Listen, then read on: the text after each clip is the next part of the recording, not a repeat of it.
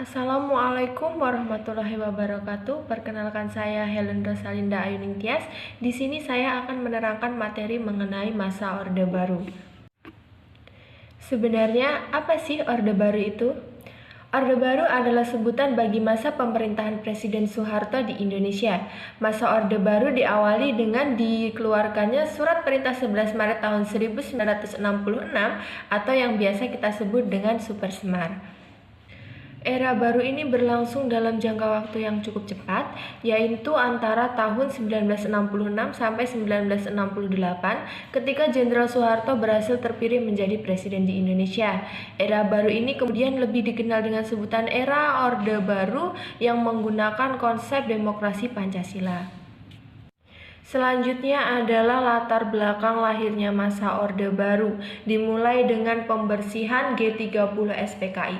Setelah G30 SPKI berhasil ditumpas dan bukti-bukti yang dikumpulkan mengarah kepada PKI sebagai dalang, maka ditarik kesimpulan bahwa PKI adalah tokoh utama peristiwa tersebut.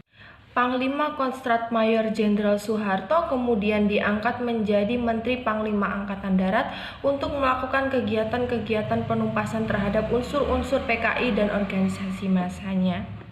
Hal ini kemudian mengundang kemarahan-kemarahan rakyat yang selanjutnya disusul dengan dilakukannya demonstrasi-demonstrasi yang menuntut pembubaran PKI beserta organisasi massa dan tokoh-tokohnya.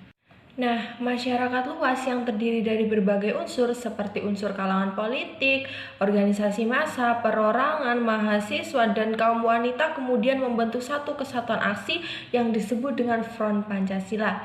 Tujuan dari kesatuan aksi ini adalah menghancurkan mereka yang mendukung gerakan 30 SPKI dan sekaligus menuntut penyelesaian politis terhadap mereka yang terlibat dalam peristiwa tersebut. Kesatuan aksi lain yang muncul untuk menentang G30 SPKI antara lain adalah Kesatuan Aksi Mahasiswa Indonesia atau KAMI, Kesatuan Aksi Pelajar Indonesia atau KAPI, Kesatuan Aksi Pemuda Pelajar Indonesia atau KAPI, Kesatuan Aksi Sarjana Indonesia atau KASI, dan masih banyak lagi. Kesatuan-kesatuan aksi ini disebut dengan Angkatan 66. Mereka yang terlibat dalam Front Pancasila ini kemudian melakukan demonstrasi ke jalan raya.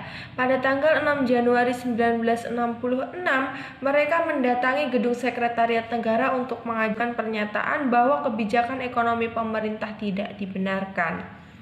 Selanjutnya tanggal 15 Januari 1966, para kesatuan aksi ini berkumpul di halaman gedung DPR GR untuk mengajukan Tri Tuntutan Rakyat atau yang biasa dikenal dengan sebutan Tritura. Isi dari Tritura ini adalah yang pertama tuntutan pembubaran terhadap PKI dan organisasi massanya, yang kedua adalah tuntutan pembersihan Kabinet Dwikora, dan yang ketiga adalah tuntutan penurunan harga. Kemudian tanggal 18 Januari 1966 diadakan rapat paripurna Kabinet Dwikora di Istana Bogor. Pada rapat ini dihadiri oleh wakil-wakil mahasiswa Indonesia. Di sini Soekarno berpendapat bahwa CIA dari Amerika Serikat adalah dalang utama dari peristiwa tersebut. Pada tanggal 21 Februari 1966, Presiden Soekarno mengumumkan telah dibentuknya kabinet baru yang diberi nama Kabinet 100 Menteri. Namun kabinet ini tidak dapat diterima oleh masyarakat karena masih terdapat banyak sekali tokoh-tokoh yang terlibat dalam G30 SPKI berada di dalam kabinet tersebut. Selanjutnya pada waktu pelantikan tanggal 24 Februari 1966, para mahasiswa, pelajar, dan golongan muda memenuhi jalan-jalan menuju Istana Merdeka. Mereka kemudian dihadang oleh pasukan Cakrawiraba sehingga terjadilah bentrok antara pasukan Cakrawiraba dengan para pendemonstran yang menyebabkan satu mahasiswa Universitas Indonesia bernama Arif Rahman Hakim gugur. Cakrawiraba sehingga terjadilah bentrok antara pasukan Cakrawiraba dengan para pendemonstran yang menyebabkan satu mahasiswa Universitas Indonesia bernama Arif Rahman Hakim gugur. Ciri-ciri pemerintahan Orde Baru. A. Dui fungsi ABRI. Dui fungsi adalah gagasan yang ditetapkan oleh pemerintah Orde Baru yang menyebutkan bahwa TNI memiliki dua tugas. Yang pertama, menjaga keamanan dan ketertiban negara. Yang kedua, memegang kekuasaan yang mengatur negara. Prajurit militer dari berbagai angkatan, jabatan, dan pangkat ikut bekerja dalam pemerintahan seperti jabatan posisi lurah atau kepala desa. Hal ini dianggap sebagai tanda menguatnya KKN, korupsi, kolusi, dan nepotisme dalam rezim Orde Baru. B. Konsep masa mengambang.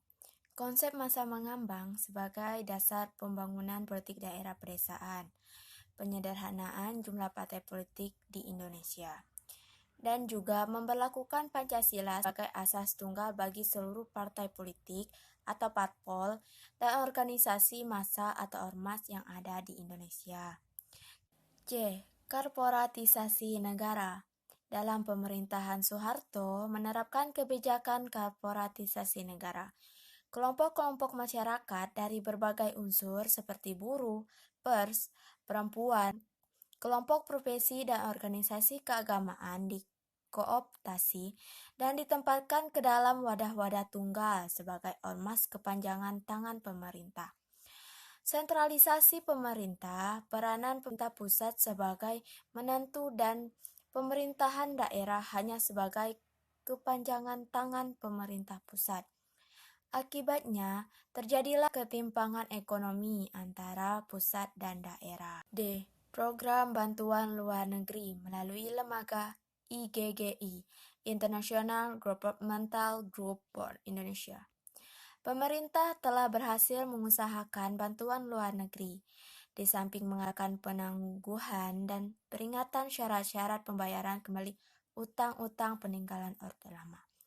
Akan tetapi, kebijakan penanaman modal ini disebut hanya menguntungkan keluarga cendana, karena sebagian besar bisnis di Indonesia saat itu dikelola oleh keluarga Soeharto. Sistem pemerintahan sentralistik. Sistem pemerintahan sentralistik lebih menekankan peran pemerintah pusat dalam menentukan arah dan semua aspek dalam pembangunan Indonesia. Sistem yang sentralistik tersebut pada awalnya berkontribusi pada keberhasilan proses pembangunan di Indonesia. Pada masa Orde Baru, kebijakan pemerintahan sentralistik ini berupa kebijakan ekonomi dan pembangunan, sekaligus penerapan kebijakan politik. Sistem semi perwakilan. Penerapan sistem kepartaian yang mengacu pada Undang-Undang Nomor 3 Tahun 1985 diyakini telah menghasilkan kestabilan politik yang dicita-citakan sejak awal Orde Baru. Namun sistem tersebut memperlihatkan keterbatasan dalam menampung aspirasi masyarakat yang lebih luas dan terus berkembang. D. Runtuhnya Orde Baru. Berakhirnya pemerintahan Orde Baru. Berakhirnya masa Orde Baru di Indonesia ditandai dengan adanya krisis ekonomi yang melanda sejak tahun 1947.